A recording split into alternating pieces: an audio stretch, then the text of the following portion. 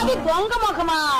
మీది దొంగ ముఖం, మీ అత్తది దొంగ ముఖం, మీ అమ్మది దొంగ ముఖం, మీ కుటుంబంలో అందరిది దొంగ ముఖం. మీ అమ్మ కడుపు మాడ మీ నోరు పడిపోను. నాది దొంగ ముఖమా?